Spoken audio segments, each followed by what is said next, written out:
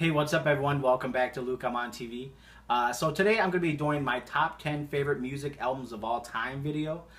This is something that I've wanted to do since the very beginning. Since I decided that I was going to do a YouTube channel, I knew that I was going to want to do this video. But I gotta tell you, it's taken a long time, really, for a variety of reasons. Number one, because I just have so many different favorite bands and artists that I listen to.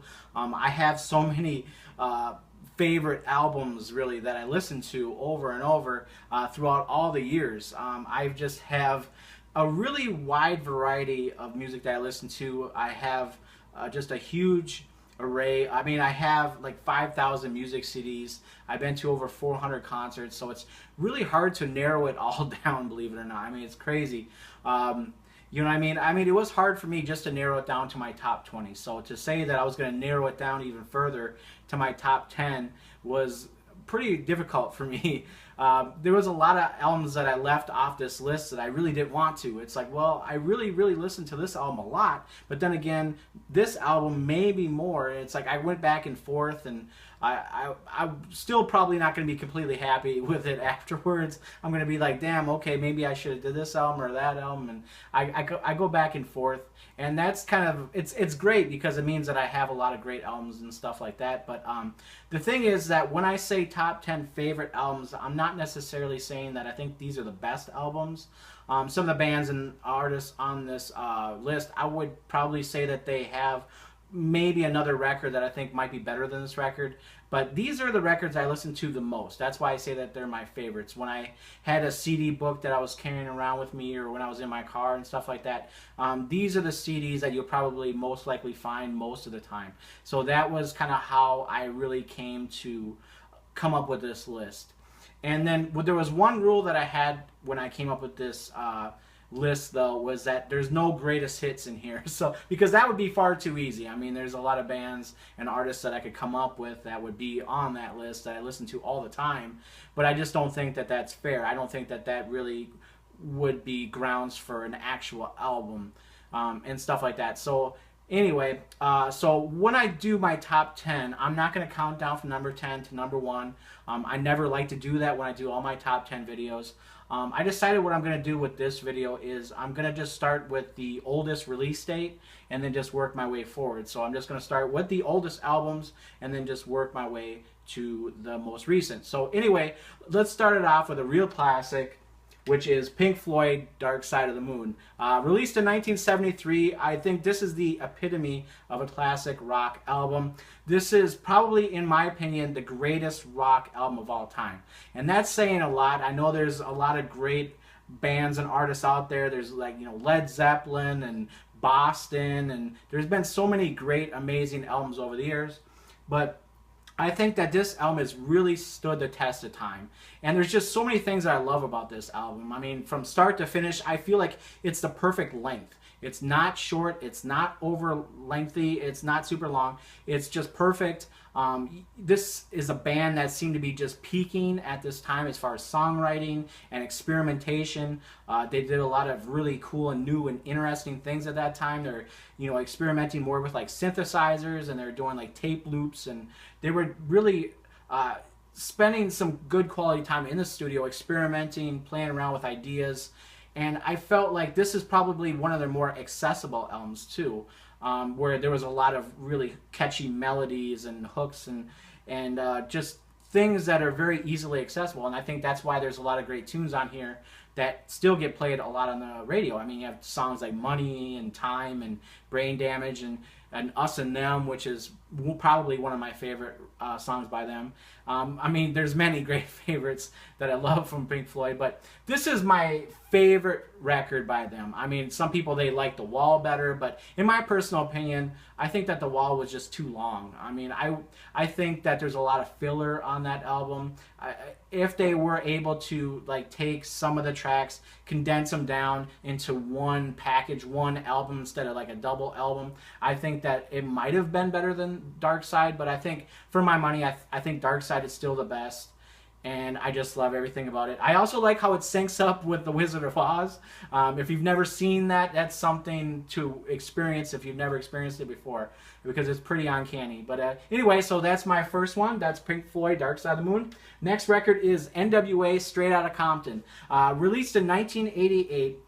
This is probably one of the best rap albums of all time. It really just set the bar really high at a time when there really wasn't any albums that were really setting the bar at all. It was still kind of new, and there wasn't any rappers that were really pushing the game. I mean, you had like rappers like Run DMC that were really, they were kind of coming on at that time. They had an album called Raising Hell, which I don't recall if it was before. I think it was released before this album, but there was really nobody else like N.W.A. I mean, you had Public Enemy too, but just really nobody like N.W.A. I mean, that they had that hardcore street mentality right away, right out of the gate. They were just really hardcore, extremely dirty. And then, of course, on this album, you had tracks like Fuck the Police, which would just cause a major stir in the government and so much controversy. And the police got involved, and the FBI got involved, and it was something else.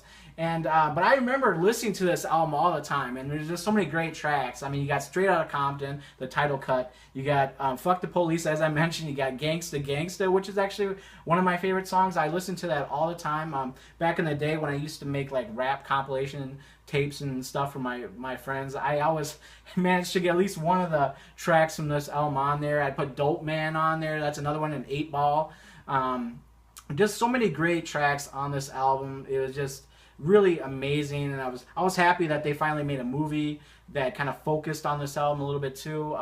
Even though the movie wasn't the greatest, but I was happy that it finally got made. And just you kind of see a little bit of the backstory regarding the band and then the album and stuff like that. So anyway, this is definitely one of the greatest rap albums in my opinion, and it's one I listen to the most frequently. The next album is 9 Inch Nails' Pretty Hate Machine. This was released in 1989. When I heard this record, I was extremely impressed. There was nothing quite else like it. I mean, Trent Reznor is just, he's definitely in a league of his own as far as at least especially at that time when it came to like synthesizers and rock music. I mean, there were groups like Depeche Mode and New Order and Nitzer Ebb, and you had a lot of different groups that around that time were making kind of similar industrial music and stuff like that. But then 9 Inch Nails, there was just something about his songwriting that really set him apart from everybody else, even Depeche Mode, honestly, I think. Especially this record. I mean, it's very raw, very rough. I like, tracks. I mean, it starts off with Head Like a Hole, which just hits really hard, and the really cool lyrics. I thought they're extremely well written. And then it goes from there to like Terrible Lie, and then Down in It, and then a little bit later you get into Something I Can Never Have, which is a little bit of a sad ballad and a really great songwriting. But like on a song like that, like Something I Can Never Have, extremely emotional. And I don't recall ever having a record make me feel emotional like that. Previous to this record, I don't recall that. I remember just listening to this record nonstop, and of course, like the more I listened to it, the more I started to appreciate the other tracks on there, like Ring Finger and Sin, and just there were so many great tracks on this record. I just listened to this all the time, and of course, I became a big fan of 9 Inch Nails after hearing this record, and then I got into Broken, and then eventually Downward Spiral and all that stuff. But I remember listening to this probably in the early 90s. I didn't actually listen to it in 89. But when I heard it, I got really into it. And this is a record that I listened to constantly once I really got into 9 Inch Nails. I just love this record. So this is definitely probably my favorite 9 Inch Nails record still, honestly. I think Downward Spiral was very good, but in some respects, it just wasn't as strong and solid as his debut album here. So anyway, so that's my favorite 9 Inch Nails record. The next record is, of course, Nirvana, Nevermind. I mean, do I really need to say much about this record? If you know anything about rock music, do I really need to say anything? But anyway, I will speak on my experience with this. I do recall the day that Smells Like Teen Spirit debuted on MTV. When that video first went up, they played it every hour on the hour, and I was hooked, man. I thought the video was great and the song was great, but what really got me about Nirvana was their look. I mean, they had a totally different look than anybody else, and you could see them in the way they're dressed. They look like slackers, you know what I mean? And it was just so much different than what else was going on in rock music at that time. Previous to this record, the biggest band I think at that time was Guns N' Roses, and Appetite for Destruction was probably arguably the best rock album at that time. I mean, that was a great record, and that was actually another record I kind of had to leave off this list. I was debating putting that on there because I listened to that record a lot too. But when this record came out, it really did change everything, literally overnight. The day that video debuted on MTV, it really did change everything. And from that point on, rock was just never the same. And then of course, then you had the rest of the Seattle explosion. You had, like, you know, Pearl Jam and Soundgarden and Alice in Chains, and those bands were kind of kicking around before that. But then when Nirvana hit, it really just blew up. I mean, it was kind of like the British invasion in the 60s, honestly. It was just a great, exciting time. And this record was just amazing. I mean, there's so many great cuts. I mean, I love Smells Like Teen Spirit, but it got overplayed so much that I you know, to be honest, now I listen to it and I'm like, well, I'm kind of sick of it, honestly. It's still a great track, though. I mean, I can appreciate it for what it is. But now when I turn on this record, I'm probably more apt to go straight to In Bloom or Drain You, which is probably my personal favorite, one of my personal favorite tracks that they've ever done, right up there with Rape Me and Sappy. I think those are like the two main favorites of mine from Nirvana. I mean, they had so many great tunes, but yeah, I would typically go for like Lithium and Drain You and In Bloom, and maybe even like Lounge Act or something. Well, not, you know, something like that, something different. You know, I really love this record. I mean, from start to finish, it's so solid. I mean, it's extremely well recorded. You got people like Butch Vig that did the producing on it, and they record this at the Sound City Studios in California. So I mean, this is just a classic rock record, and it changed everything. It made being in a band cool again. After this record came out, it spawned so many garage bands and stuff like that, and it really defined indie rock and what that would eventually become and stuff like that. So this is just a classic record in every sense of the word, and I love it today. I still listen to it nonstop. I always have it in my CD book. It's just a classic, amazing album. So anyway, so that's my next one. The next record here is Rage Against the Machine, their self-titled debut. Released in 1992. This was another game changer, I think. You know, previous to this record coming out, you had a lot of rock, rap, what do you call them, like mix and mash artists. You had, like, you know, Public Enemy and Anthrax. You had Run DMC and Aerosmith. You had a lot of that stuff. But there was really never a full-fledged band that was really doing it proper. So when Rage Against the Machine came out, and they had so much aggression and they were very political, that it really did change things, and it changed a lot. I mean, about hard rock music too, and the way that people would look at hard rock music. And then eventually, of course, after this record, there was other bands that came out later, and unfortunately, a lot of them weren't that good. You know, I want to say Limp Bizkit right away, although I did have a time where I liked Limp Bizkit. But anyway, this record was just incredible. I mean, right from the get-go, I mean, you got Bomb Track, which just starts off with a really cool rolling kind of a bass line, and it just kicks in with the drums, and boom! You know, and then you got Killing in the Name, which of course just was awesome. And, you know, anytime that you have to edit out swear words in a rock song for a radio, you know that there's something pretty cool about it. You know what I mean? Especially back then, like in the 90s, you know what I mean? There wasn't a lot of bands that were intentionally, you know, saying something like, fuck you, I won't do what you tell me. I mean, you didn't have a lot of bands or anybody else that was really doing that. You know what I mean? Again, at least not proper, not doing it as a band on a proper full-length album. You know what I mean? And Zach De La Rocha's vocals were just crazy on that track in particular, when he's just yelling and screaming. And I mean, he definitely really set the bar high too for vocalists, especially for being in this kind of like a rap rock group. You know what I mean? Yelling and screaming. And then you got Tom Morello's crazy guitar work is something that was very unique. He had a very unique style, and he still does, of course. But I mean, it was definitely something new at that time, and it was just really exciting. And then you get deeper into the album, you have like Bullet in the Head and Fistful of Steel, and then eventually you arrive at Freedom, which was really cool track too. I love just cranking this record, man. It's so loud and aggressive, and just the screaming and then the squealing guitars, and it's just amazing, you know. And I love this record, and thankfully they were able to make some good records after this. And unfortunately, they've been either on hiatus or separated for quite some time now. But I'm really hoping that at some point, probably sometime soon, that they get back together, especially now that Audio Slave will not be getting back together now that Chris Cornell has passed away. But hopefully in the wake of all that we will see a proper Rage Against the Machine reunion. They do another album and a tour and stuff, because I have never been able to see them live. I had a couple chances, but they just never quite worked out. But anyway, I love this record. Amazing record. Just one of the best. Next record is Snoop Doggy Dogg, Doggy Style. Okay, now I'm going to tell you right away that there was a debate whether or not I was going to have this record or Dr. Dre The Chronic. I mean, and I'm kind of one of those people that I kind of believe that there's two different kinds of people in this world. You got people that either are Dr. Dre The Chronic or you're Snoop Doggy Dogg, Doggy Style. And the reason I go back and forth between those two records is, I mean, with Dr. Dre The Chronic was very hardcore street, just very dead serious kind of a record, you know. And then on this record was definitely more playful, more party time, laid back, chill, having fun.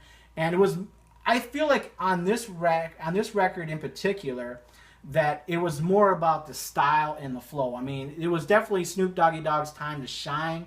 I mean, he was definitely peaking as a rapper at that time.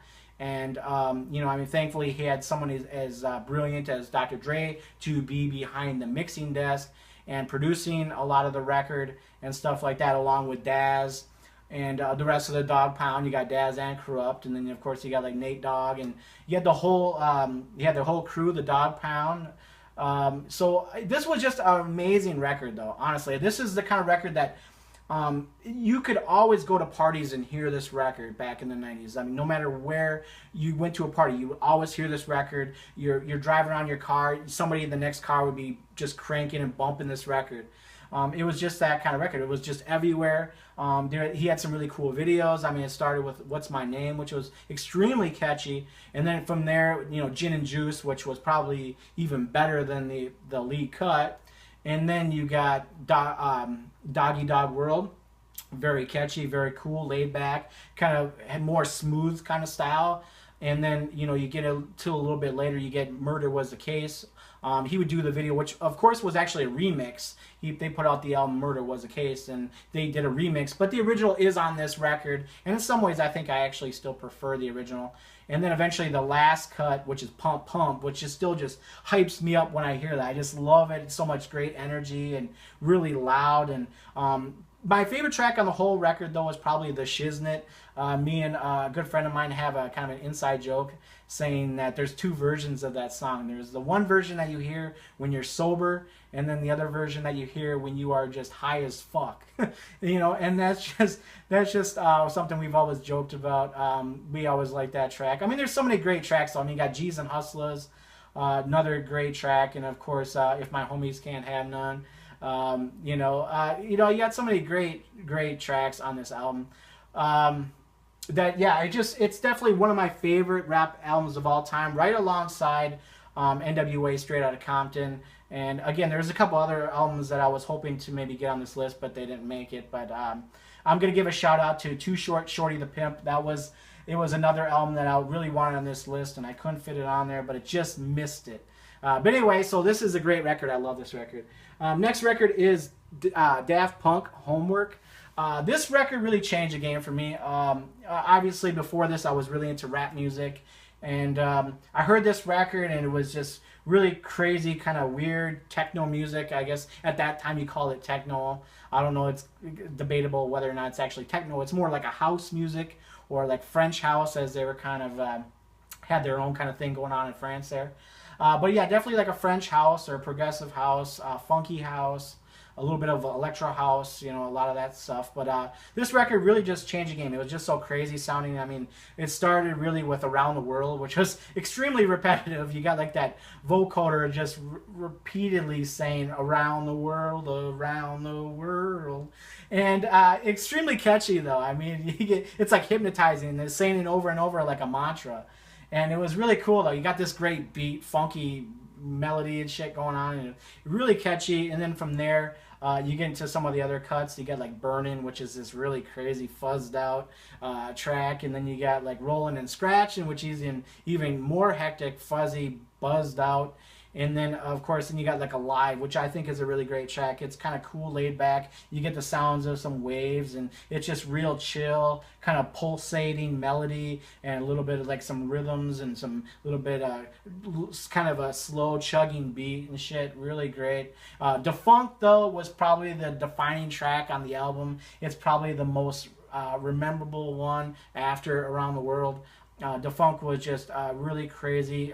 Sounded kind of sci-fi-ish, you know, kind of like Twin Peaks kind of thing. A lot of people really dug that track, as did I.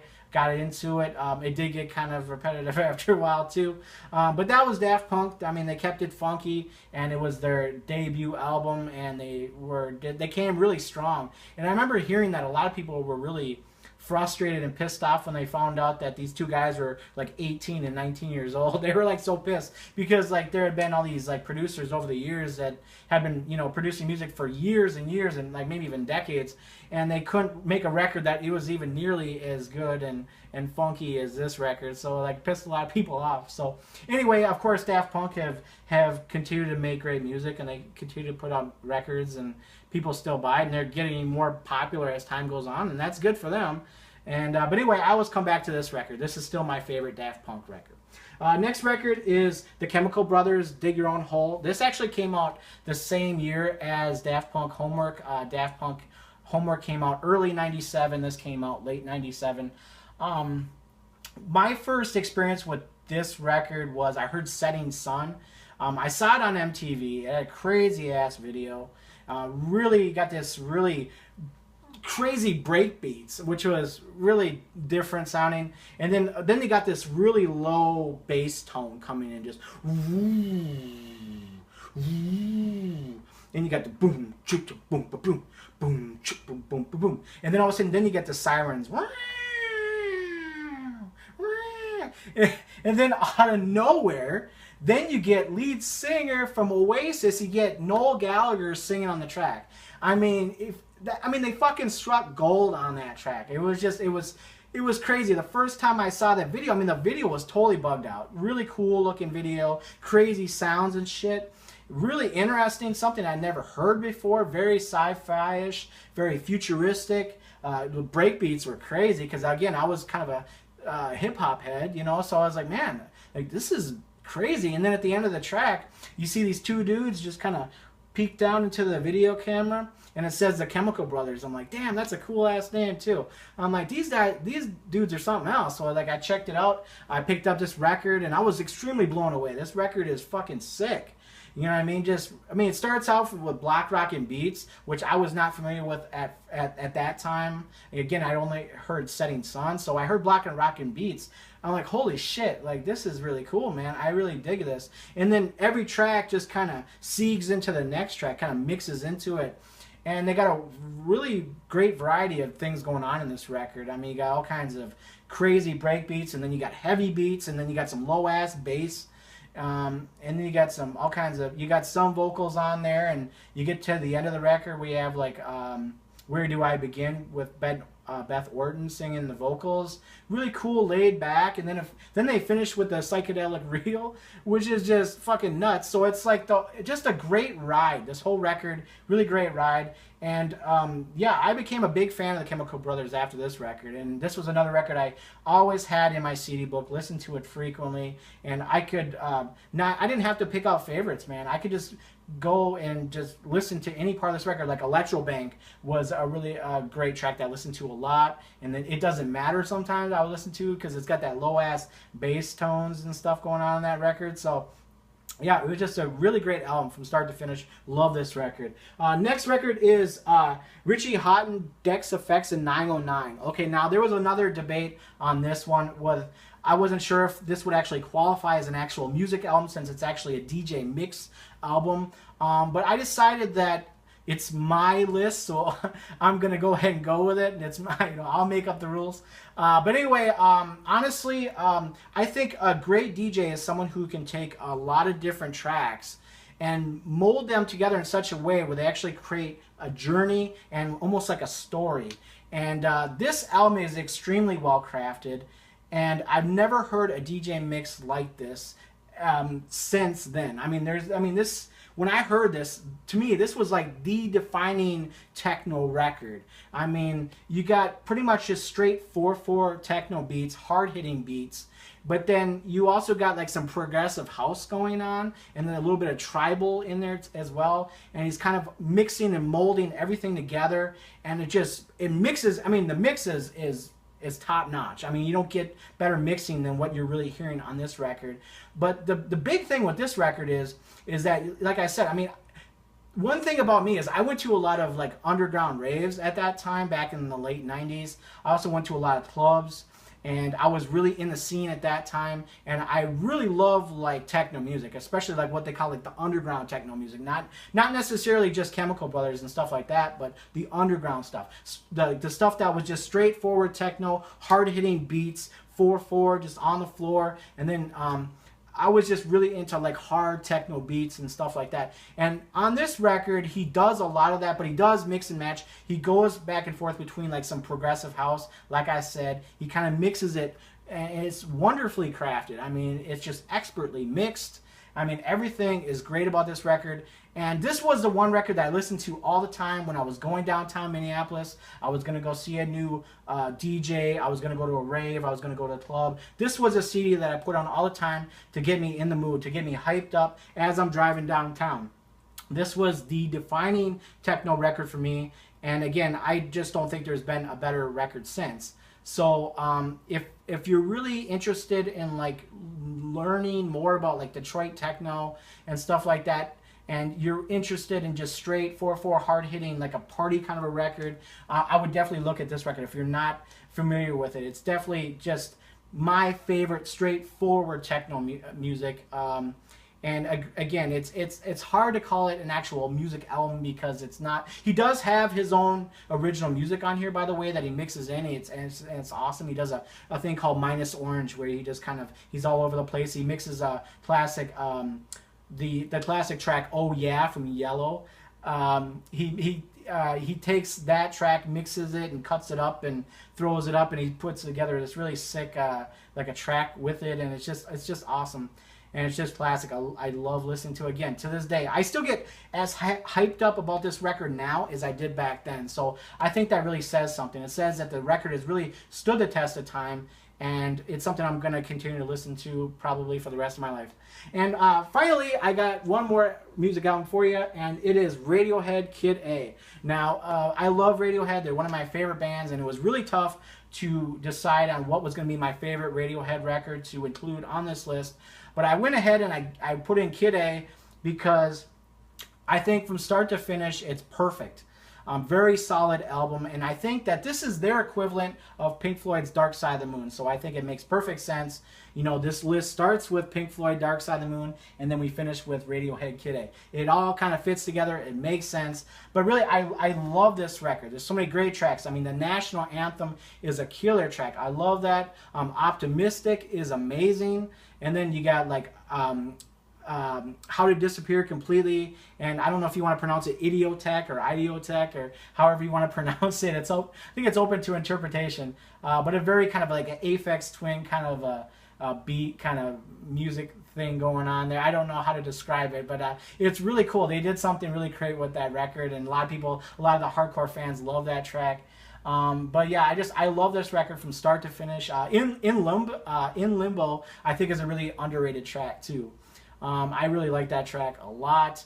I mean, Tree Fingers even. I mean, it's just kind of chill and mellow, and you just kind of zone out when you listen to it. And you just picture like being in the middle of like this forest somewhere, maybe like late at night, and you can see the moon in the background, and you just kind of bug out to this record. I mean, this is a record you could just, you know, light up a joint and just zone out. You know, especially like with the opener, everything in its right place, which is really perfect because it sounds like everything is in its wrong place. You know, with all the effects that they got going on with that track, it's extremely catchy, extremely well written. I mean, it got some weird time signatures going on with that song and with some other parts of the record too. And I know they really took their time with this record. It sounds so amazing. But, you know, I gotta say, it was hard to decide between this record and the Benz and OK Computer. Those are the other records I went back and forth on. I was gonna go with the Benz for a while because I think it still has some of my favorite songs on there, like High and Dry and Street Spirit and stuff like that, and Bulletproof. But ultimately, I had to go with this album because, again, I think from start to finish, it's perfect. It's a little bit more solid than the Benz. There's some tracks on the Benz I'm not exactly real wild about. They're not my favorites. But I love this record from start to finish. And again, I kind of feel like it's their equivalent of Dark Side of the Moon. So anyway, so that concludes my list for my top 10 favorite music albums of all time. I hope you have enjoyed watching this video. If you have, please make sure to like, comment, or subscribe. And I'll see you next time.